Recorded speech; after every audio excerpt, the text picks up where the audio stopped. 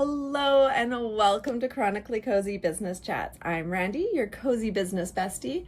I'm a low energy business and content strategist, writer, and the founder of the Chronically Cozy Creators Club and Business Directory. I'm here to help you build a business that actually respects your energy limits. This podcast is a cozy space to talk about what it looks like to do business differently through honest chats with other chronically ill and neurodivergent entrepreneurs who are already out there doing the thing, and some solo episodes with yours truly, where I share lessons from my 9+ years in building a business with chronic illness and ADHD. So make sure your coffee is hot, get cozy, and let's chat.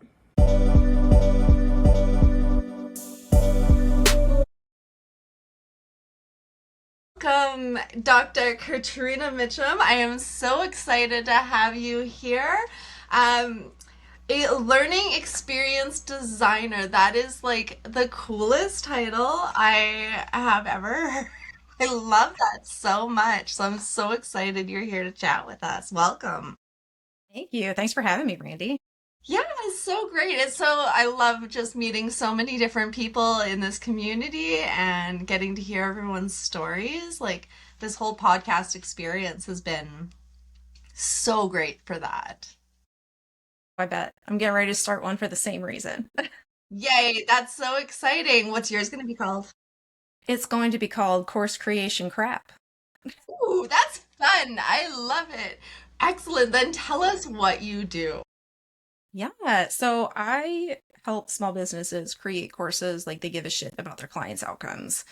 And I see you smiling Yeah. because I'm sure that you have bought a course where clearly they didn't care about whether or not you were actually successful. And I think that has unfortunately become what's expected, and it shouldn't be that way because we know better.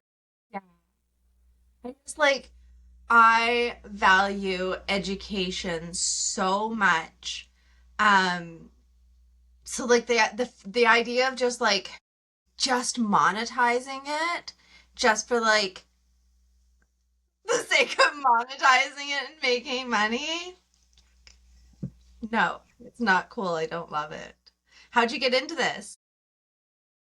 I spent a long time, a lot of years, more than I'm going to say because it will tell you how old I am, in higher education. So I was an admin and writing professor and an instructional designer. So I was online from 2010 until I still teach a class online as an adjunct.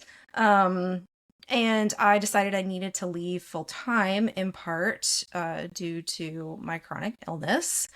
And when I decided to leave, I thought I was just going to go get a job. And I bought a course. And that course was supposed to help me like get from PhD to industry, right? Um, and it was an absolute garbage heap.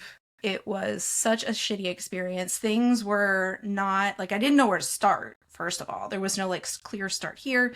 When you jumped into any kind of module, a lot of them were just like a collection of the Q&A that they had done in like some sort of live cohort that they organized by theme and topic. Well, I hate buying a course and finding that it's all live recordings. Yeah. That's actually the worst. And it is one of those things that like a lot of people will teach people to do to save energy. I don't think it's worth it. It's never worth it. Live recordings are not good to rewatch. Not unless you get a real good editor. Yeah. Yeah, if you're Then, gonna like really sure. go through and like properly edit it, maybe. But Yeah. like so many people are just like, well, there it is, filmed, go. And they plop it in there. And course design takes a lot. Like I've designed a few courses myself. It takes a lot of thought and it takes a lot of like work to get it just right. Yeah. Yeah. And a lot. So when I had that experience, I was like, what the hell is going on? Yeah, Like, fair. people allow this? So I started talking to more people and like asking, have you had an experience like this? And everybody I talked to had at least one course that they bought, and it was like that. Some of them had paid ridiculous amounts of money for then to have that be what their experience was. And so I was like, well, I can fix that. Yeah. So, You're like, I know how to do this. yeah, I know in my that's how sleep. so many of us like find our jobs and it's like, I knew this better than you guys. Yeah, Let me just yeah, teach you how to do that. exactly, exactly. That's amazing. I love it. And so talk to me about course making. Like what are some of the things that you look for in like a really good course? That's a hard question just because it really depends on who you're teaching and what you're teaching and whether or not it's going to be effective. So like if you're teaching someone how to be a voice actor, right? Then you need to have things built in where they're recording their voice and you're able to give them feedback because action, regardless of what the, so I know how to answer this question, regardless of what the topic is, if your course isn't action oriented, they're not going to learn from it, right? So you can't just dump information into somebody's head. They have to engage with it in some way. And there's nobody out there making sure that you engage with the video that you watched or the audio that you listened to. And so if there's not some sort of action, like if you watch this video, then answer these questions and then share them with me, right? So it's action and accountability. If those things are present and it's clear why I'm doing each step, then you've got a good foundation for people actually being able to learn something. Yeah. Action and accountability for sure are huge. And there's so many courses that you just like buy and then go off and do. And for me, I do like a lot of those because I'm very much like a work at my own pace and at my own time kind of person. But like, yeah, you don't have any connection back to it. And it's so easy to like lose Yeah. interest in it, And essentially. I think one of the things that I hear that people kind of get stuck in this mentality of it has to be one or the other. Like it should either be alive or it should be self-paced on demand. And there's so many hybrid flavors of what you can do in between that makes it friendly to anybody, right? Yeah. And so, like, that's one of the things that's been like, so in all of the time that I have been creating content online, it has been for like chronically ill people with the idea of accessibility in mind. And the most frustrating thing is that we all learn differently. And like, it's beautiful in its own way. I love it. I love that we all learn in different ways, but also to try and create content that hits for like everyone. So hard. What do you see for like what are like the best ways for making like that people are making their courses accessible to as many people as possible? Yeah, that's a really good question. So, I'm going to nerd out a little bit if that's okay. Please, so much. Uh, Oh my gosh, I want you to just like so super nerd out on it with. So there's this theory called universal design for learning, and it is if we design things to be accessible for the people that need it, then it will be accessible to everyone. So, like, I don't need to listen to things, right? But if you have a video, the audio pulled out, and also a transcript, if I need to listen because today I'm driving my kids 80 million places in the car, I can listen, right? Instead of just reading it. And so the nuts and bolts of accessibility are super helpful as a starting. Like if your course is not accessible, like if that's not something you've thought about, captions, having the audio file separate from the video and a transcript, those are like beautiful ways to get started. And accessibility is one of those things in courses where you can always find a way to make it better. It's And getting so so much easier too. it is. But taking those small steps and every time changing something just a little bit more to make it a little bit better based on real human feedback, like that can go a really long way. I will say that while it is easier, like I used to caption Showing my age. I used to have to caption my videos by listening and typing because there was no No, yeah. speech to text when I first started. Um, Even that, you have to check it. Like even today, like I use Adobe Premiere Pro, and that to me is one of the better speech to text.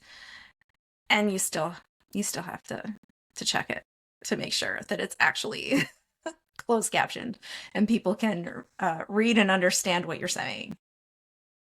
My like I always struggle with the like captions part because so many things that you watch it on have captions built in. And so if somebody needs captions, most likely they're going to have the captions turned on. So then when they like are scrolling and they get to a video that has put captions in there, so many times it's like one over the other and now you have to like stop and turn it off and like personally I'll just scroll away. Like Mm, like oh I can't read this because the captions are over the captions and like this doesn't work for me yeah, and I yeah, get that so is frustrated with that. yeah, that is definitely the case on YouTube. But like thinking about course creation platforms, Yeah. one, a lot of them don't auto No? caption. Nope.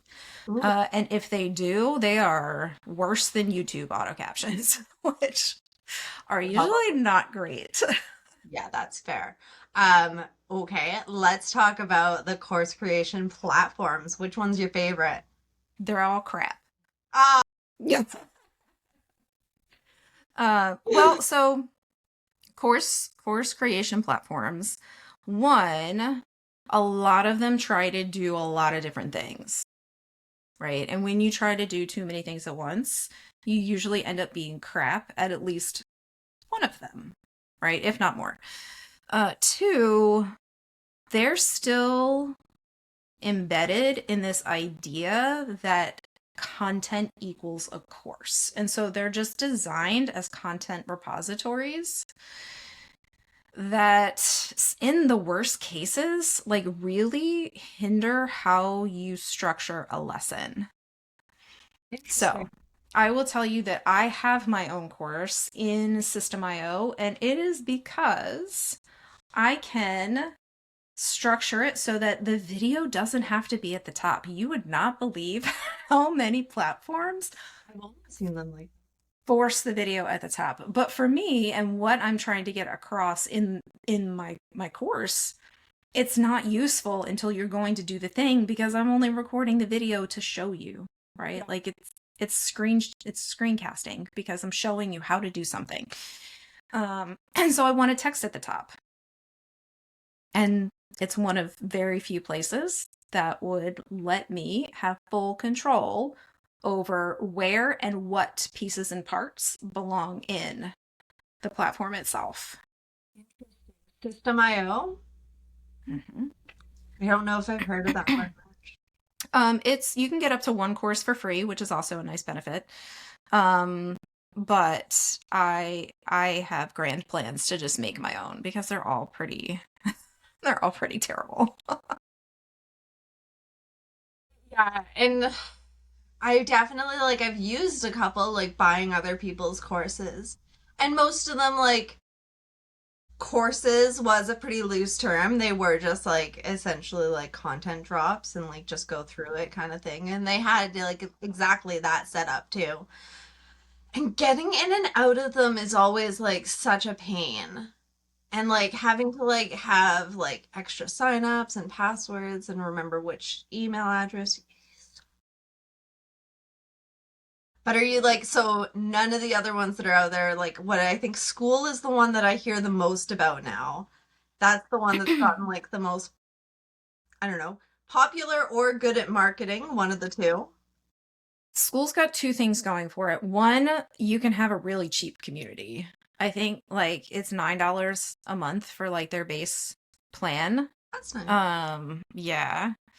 And it's got the community and the course built in, which Which is is nice. yeah, because so many people are turned off by courses now because of buying 8 million video vaults that having that community piece has been like kind of the next step in people Yeah. trying to get their courses still sold. And so it comes together in school all in one place and all in one app.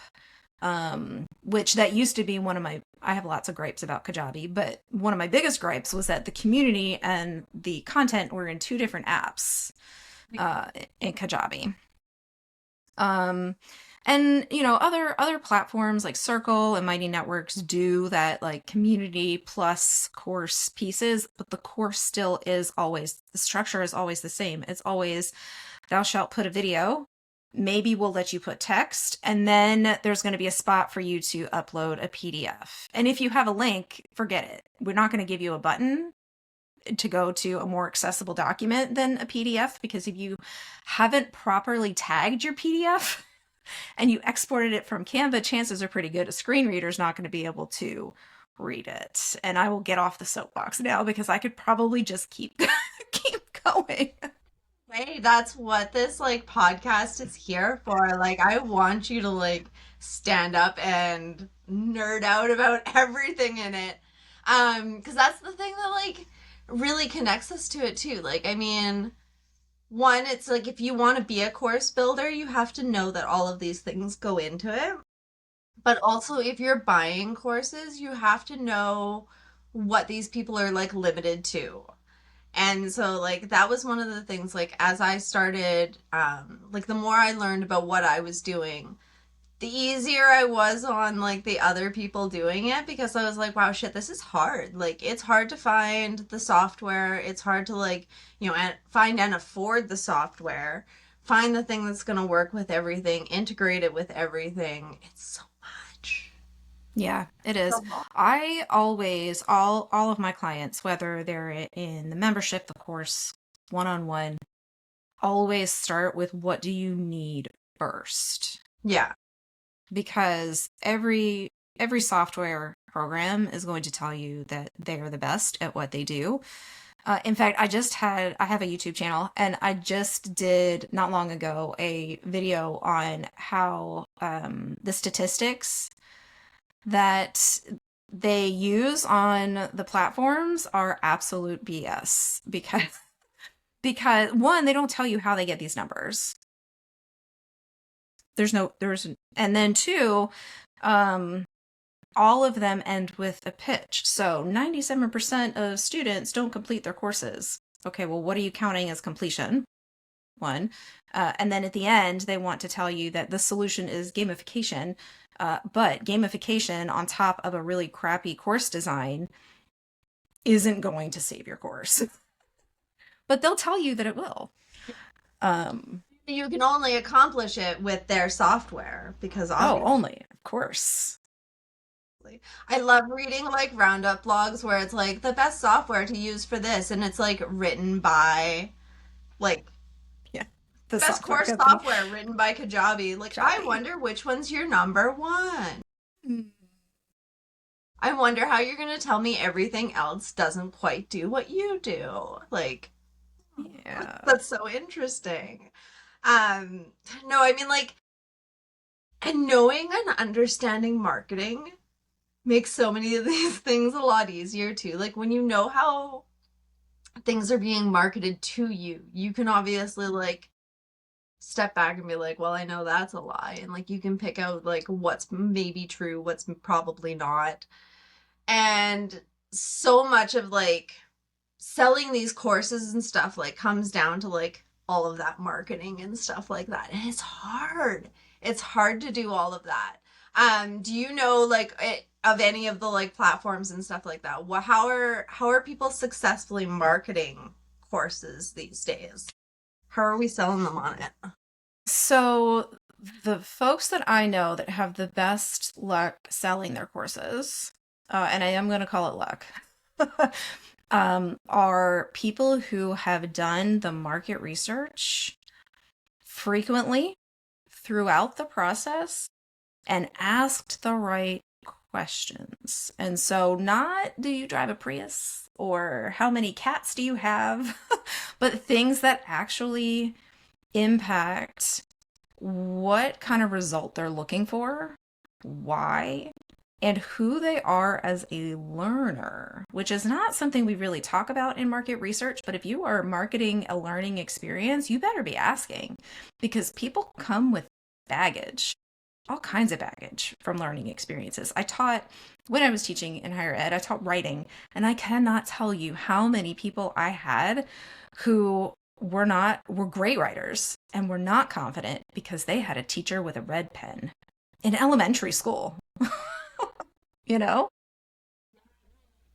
This is something like my husband and I were actually talking about last night.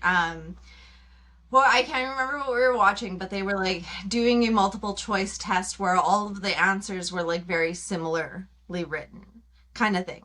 And he's dyslexic. And I looked at that and I'm like, oh my God, were those just the worst thing for you? He's like, yeah, they were absolute hell. Like, I was like, are they even still like, are they still allowed to do that these days? Like, because if you have like, and I mean, I work with so many neurodivergent people, like we all have some kind of learning something somewhere. um there's so many of those things that you have to like pay attention to, like how you're forming that question, how you're asking the things, and like, oh yeah, oh my god, like the asking questions and like building the like client avatar. Like, I have my own guide on how to like find your like ideal client without building a client avatar, because like that one just never failed to drive me nuts. There was so many of those like, how to build a business things, like the niche and the like client avatar and stuff like that. Like they never fit for me, which is pretty much why I started all of this and why I started my like resources and things like that, because like those just like in the big courses, overwhelming. Couldn't do it. Like I couldn't buy a course with like 20 modules. Like I would never. No. So like People when I shouldn't started make building my stuff, courses. A, not courses. B, I break all my things up. You just buy what you need, leave the rest. Like if you've already figured out your niche, you don't need that one, get the other one. Yeah. Like, Yeah. and things like that. Like, yeah, there's so much that goes into course building. Yeah. For sure. And nobody should have a course that's 20 modules. I just like want to I want to put that out there. No. That's What are, like a oh my God, certificate. what are some of like the worst things you've seen in courses? Courses like that where there are 20 modules. So this one I haven't seen, but I heard somebody bought a course and it was a collection of other people's resources. Oh, gross. Gross. Super gross, right? Like, why?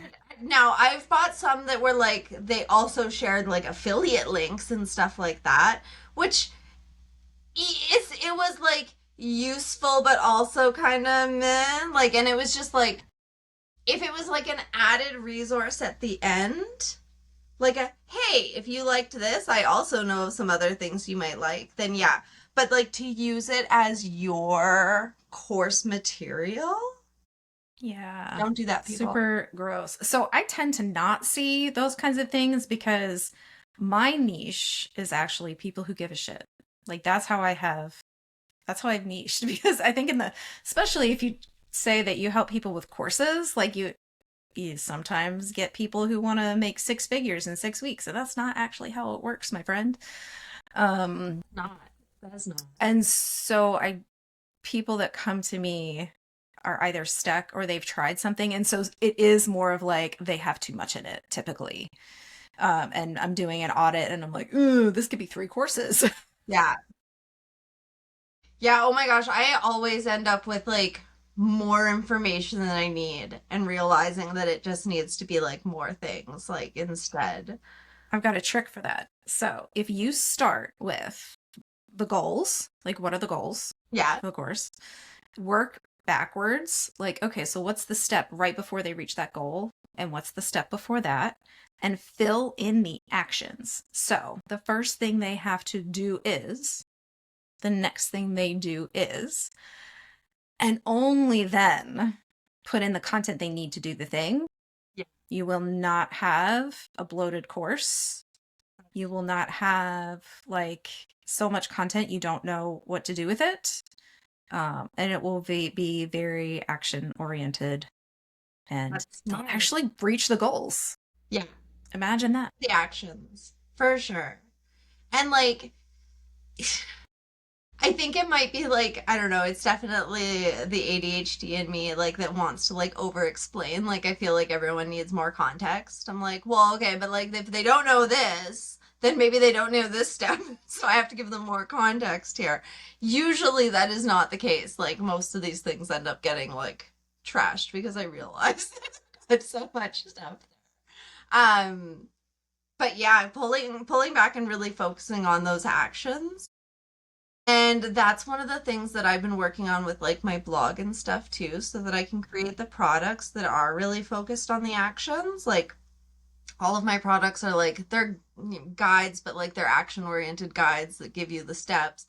And all of my blogs are the then resources so that it's just not full of, you don't have to read through 20 pages before you get the actual step. We have short attention spans these days. It's a lot, and like I think that like people have probably have to build courses for that.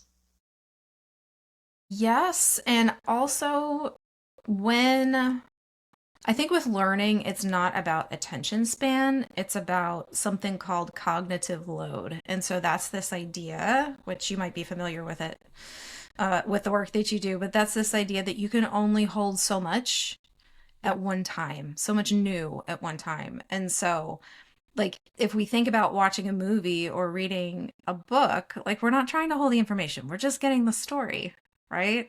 But if we're thinking about really learning and applying something new, that has to happen in smaller action based steps in order for us to get the information, understand the information, and then have time and space to recall the information to then apply it, right? And that's kind of like, that's how everybody learns. Yeah, we definitely have too many people out there building courses without an understanding of how people learn and how people do. And we all do it so differently that there's so many different steps to it. You have to know. You have to know to build these courses. What are some of the most interesting, like, kind of courses that you've seen being put out there? I have a client who made a course on getting your family outdoors more, which I Nice, think is I super like that. cool. I have a lot of like body work and health, like those are, I think, are common course Yeah. topics.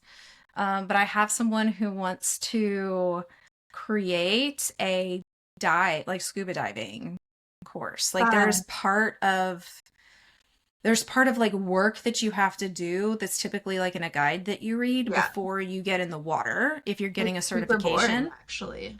I've done it. Yep. Okay, so you know. Well, she wants to Full take boring. that and she wants to make it into a course that she can sell and then they can go get in the water with somebody else because she doesn't want to get in the water anymore. Super um, smart because then she could just sell it to people who teach it and then they don't have to be good teachers. I've often thought of like selling courses to teachers. Some of them are not good at things. this is true. Because I took the therapist assistant course and hypermobility was, I think, just like glanced over in it, just like very briefly. And so I have often thought of creating a course about it to like sell back and be like, hey, could you guys like teach the future therapist assistants how to work with this? Thank you. It's Yeah. really common, more common than you think, please. I had my first experience with a neuro physical therapist, and oh my gosh, the difference in a specialist versus a non-specialist is just amazing. Absolutely amazing. They suddenly like actually know what they're really talking about and Yes. And yeah. they're like, "Yeah, you need to work on this, this, and this." And I'm like, "Oh, you told me that in one session? Let's do it." You know things? Ooh. Listen, if we've all had two similar experiences, it's we've bought a bad course and we've met bad doctors and been gaslighted. This is true. So true. No, so sad. It's come up in like, and everybody I've talked to, because we're all of some version of chronically ill and or neurodivergent, and both of those things are just generally like not believed or understood ever. Like that's the big thing. Um, when did you find that you were couldn't work anymore? Like how old were you? Um, well, so I still work because I do have a job. I do have a Yeah, business. fair. But when I found that I couldn't work at somebody else's pace is probably That's a good probably what way I to meant put for sure. it. I would have been, so I was 4 years ago when I made the decision. So Yeah. 37. Yeah. Yeah. So it's like, yeah, so like, I mean, and those of us who come into like, I started struggling with chronic illness in my like early 20s, and it wasn't until I was 37 now that I've kind of come to the point where I'm like, I can't keep up with somebody else's schedule and everything like that. And it's such a weird state to be in to finally come to this point of like, okay, well, I guess I gotta figure something else out now. Yeah. Whatever. Yeah. No, it is very weird. And at first, I thought it was just because I was burnt out, right? So I was kind of dealing with both at the same time. And I would look at these job applications and I'd be like, oh my God, that's so much. Oh my gosh, Like yeah. I can't even imagine doing that much. But even now, like some, well-meaning folks that I know will send me applications for things. And I'm like, I'm good. I promise. But I'll look at them and I'll be like, "Oh my gosh, that is still so much. Yeah. I can't And like, even." and they are asking a lot nowadays, like, and for so little, so little. When I went to like make the switch, my first thing was like I wanted to write content. I was gonna be a content writer. And so I started looking for those kind of jobs, and like these places would have like listings for content writers, but they actually wanted like a content writer and a copywriter and an editor and a graphic designer and a photographer, and I was like, "Oh my gosh, are you kidding me?" And then like so many of them also included like they wanted you to be like their social media manager. I was like, "You know what, to be honest, like if I'm going to do all of those things anyways, I'm going to do them for myself." Yeah, might as And well. on my own terms and at my own pace. I'm not going to do that for somebody else. That's so crazy.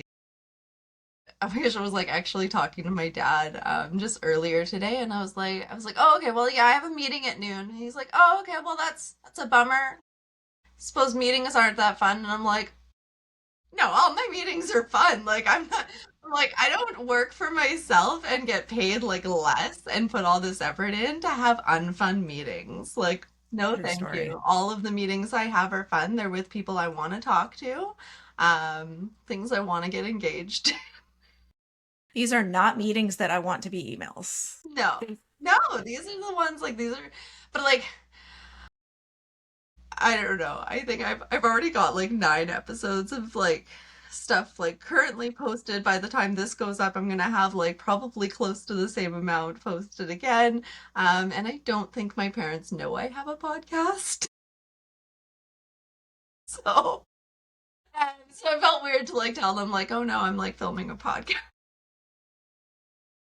because then I have to explain it to them. My What? in-laws randomly came across my YouTube channel while they were at my house. They were like, "Oh, that looks like Trina." Oh, it is.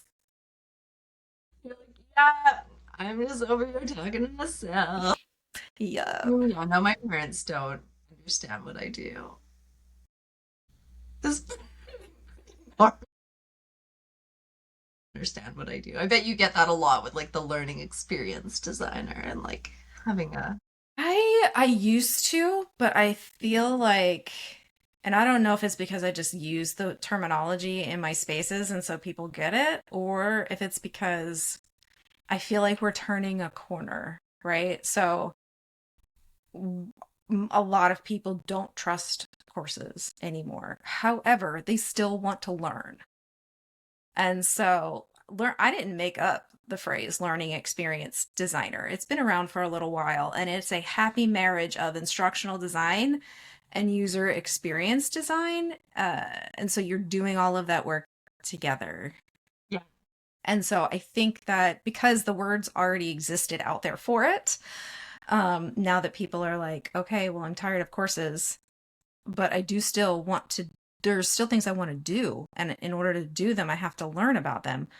Oh, there's this thing. My learning should be an experience, not a product. So, what would you say? Like, okay, so if I wanted to go out and learn something, what would you say I should look for in a course before buying? That's a great question. In fact, it's such a great question. I did a LinkedIn Live back in like September or October with somebody. And so I made this little guy a couple years ago, and he is the poop emoji, but covered in glitter. And his name is Dookie Monster because there are lots of shitty courses that are covered in fancy marketing. So you have to cut through the fancy marketing and look for words and phrases that will tell you that there's support in there, even if it's just tech support. Like if it's sold as an on-demand or self-paced course, the fact that they say, like, when there's questions, because they should still be answering questions, even if it's self-paced, there's a place to get a hold of a human being. Things like being able to clearly articulate what's in it and what you'll do and what the goals are. And if they're not on the sales page, ask. And if they won't answer, don't buy it. Like they should be able to even if they're building the course as they're going, right? Some people are fine with that. I did that because I could do this in my sleep. They should still be able to tell you those things, because if they are selling and building the course without those things, you don't want a part of it anyway. You can sell and build a course as you go, but you can't design a course as you go. You need to have a beginning, middle, and an end, goals and action points pointed out first. So yeah, so figuring out that it has support and that it can really like clearly tell you what you're doing and the actions for sure. I've seen so many vague sales pages. And like, and I'm never sure. I'm like, are you guys bad at copy? Should I try and sell you copy? Or are you guys bad at course Honesty? design? Maybe it's bad at honesty.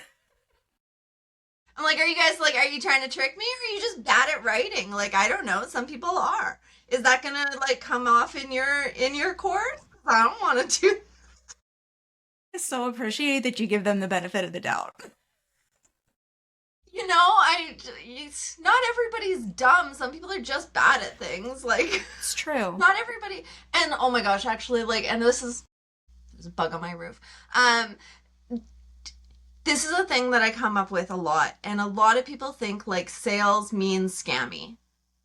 And like, and I've come up against this, and like people were like upset that I was like selling spots in my directory, and I'm like, hey, this is my job. Like, this is what I do. Like, this is me marketing like a product to you. Like, I'm not trying to scam you. And like, but just instantly, because I was trying to make money off of it, and because of like who I was working with, they just assumed. And I'm like, hey, I am also chronically ill and neurodivergent. I'm not just trying to like make money off of a vulnerable population. I'm trying to connect with the population that I am a part of. And it's And not a crime vetting. to make money. It's not a crime to make money. And you were vetting. Like I'm on there. I paid to be on your directory, and I'm very happy that you went through and you saw that I wasn't trying to Yeah, lie to people, right? There's several directories that like absolutely I will pay to have you make sure that this is a safe space yeah, for people to go and learn. exactly. And like, and I mean, yeah, some of my like, I mean, what you're paying for too is like the visibility and all of that. But like, this is my job. What I've chosen to do with my life is to create content and visibility around other chronically ill and neurodivergent people. Like, I'm not trying to scam you all. I'm trying to highlight this beautiful community. Yeah. And like, and Yeah. I see it all the time. Like, people are just like upset that people are charging for things. It's like, no, but like, we don't want a capitalism. It's not what I want to do. Yeah. Trust me. But Yeah. I have to. So And you're transparent about it, right? Like if you had the application and then you approved it and then there was like some sort of scammy fee that you never mentioned anywhere in your copy, like that would be one thing. And I would be like, Randy. But that's you were very open and honest about like yeah. it costs this to get on the directory because it is your time and energy. And people come to you for because you of the people that you've gathered, right? They come to you for because you know that one, they'll be helping other neurodivergent and chronically ill folks, but also that if they're doing services, they're also not going to be out to scam them, right? And so, like, being on your directory comes with, like Randy said, I'm cool, guys. I never thought that was a thing people would want. Well, you have people trust you, right? And so you're kind of, It's so hard to explain to people that like, no, no, I've worked hard for that. Like actually, like I'm not here by accident. I don't have these followers just like I didn't buy or like pay for any of this. Like I don't even pay for ads. I am just like out here organically busting my ass doing the thing from bed, but doing the thing. Like doesn't matter where you do it from. it really doesn't. And like, which I mean is what I'm trying to teach people is that like, but like, just why does everybody like, and I know why they all assume this. It's because we've all been scammed by these things. All in the workshops that are actually just pitches and the low level content and all of that. And now with AI, like, I get it. I get why people are untrustworthy, but like, also, we gotta stop blaming people for wanting to make money because we don't want to be out here working. Yeah. And there's just so many scammy ways to make money too, though, now. And it's Yeah. the which actually makes me think of like one of the like most like scammy kind of like those like PLR 4.99 digital marketing courses. Those Yeah. are like I think those are one of the top ones that have like really ruined a lot of people's trust in things, and Yeah. especially because then people were just turning around and like reselling that course, and like Yes. they don't say that they are, and like the whole like I haven't taken it by any means, but it does seem like they're being told to be like coy about what you're doing. Like don't tell them what you're doing. Wait till they Yeah, I have wanted to like talk to somebody that did buy one like for ages. Like I would love to interview people that have done it because I'm going to tell you why. When I was in higher ed, one of my jobs was to create and maintain a course that other people taught.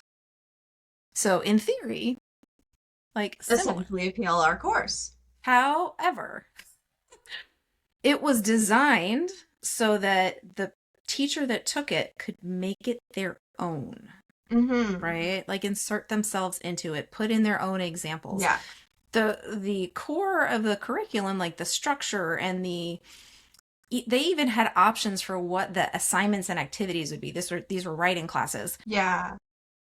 But they got to pick, the teachers got to pick, and it was designed so that they could. And so, like, part of me wants to say, maybe we could find a way to make that model work, And like but you all have to do a whole lot of soul searching yeah, and and not like try to scam PLR people. courses were never meant for like these people are becoming digital marketers. They're not becoming teachers.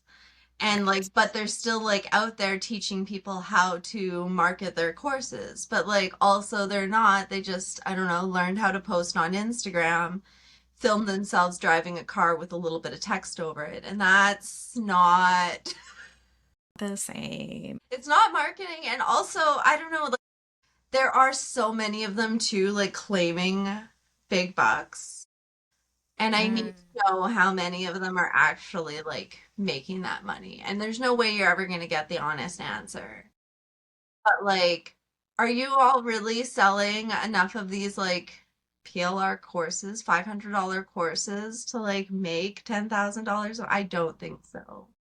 And also, even if they are, let's say they have 100,000 K launches, what does it actually tell you? It just tells you that they're good at selling shit. It doesn't tell you whether or not anybody that bought that course actually was successful Yeah. in turning around and doing anything with it or getting what they needed out of it or Yeah. I mean, they whatever. were. The one person Yeah, was at least. one person.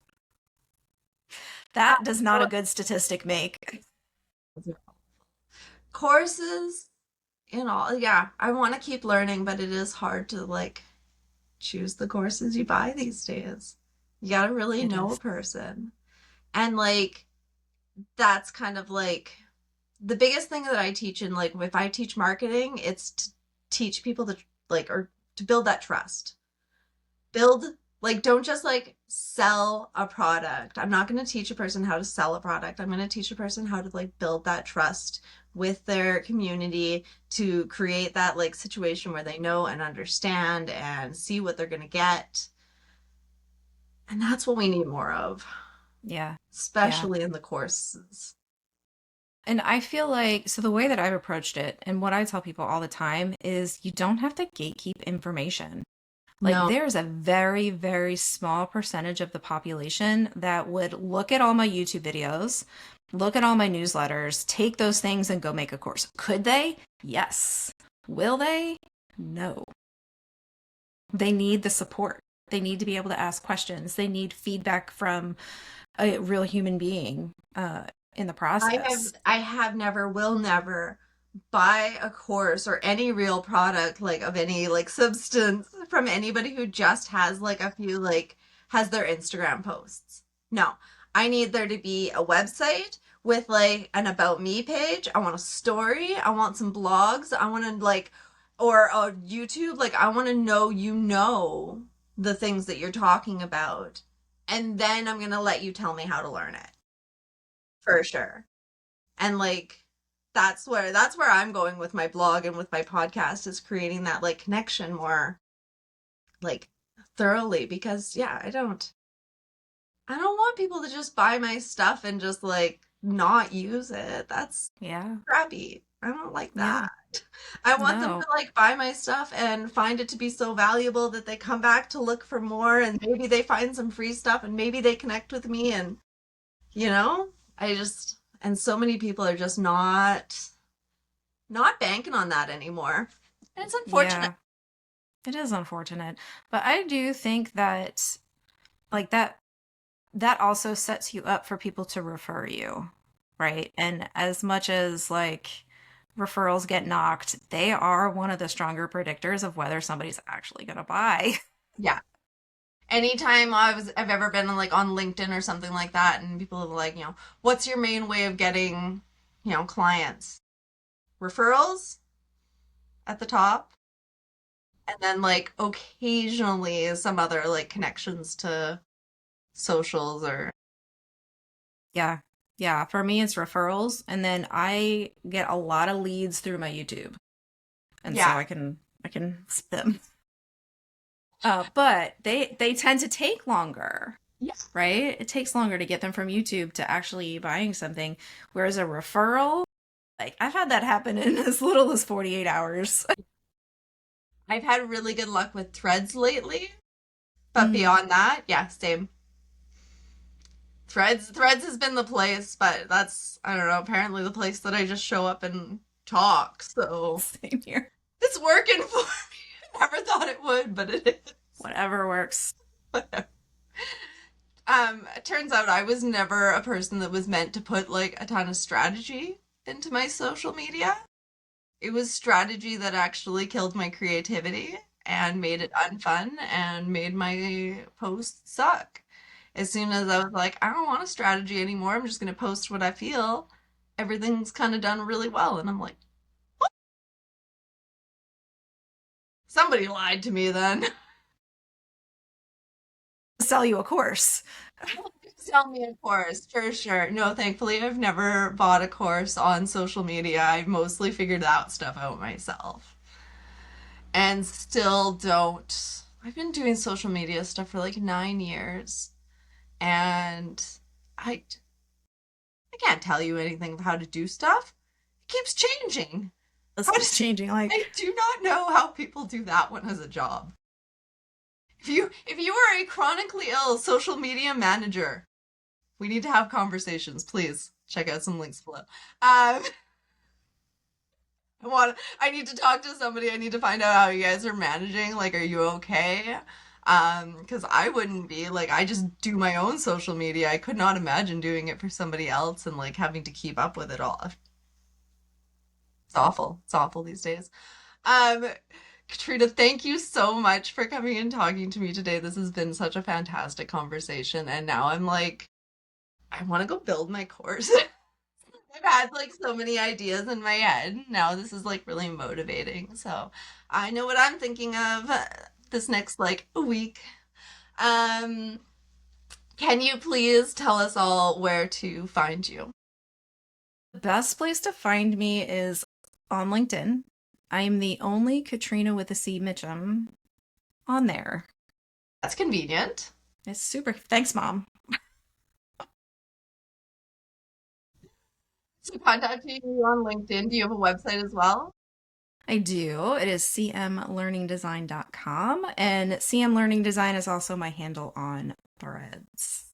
Perfect. I'll make sure to drop all the links below so everyone can come find you so they can build better courses that we actually like want and can use. Because that would be nice. So We need more nice. good courses out there. Please, if you are thinking of building a course, either learn how people learn first or go talk to Katrina. She'll help you out.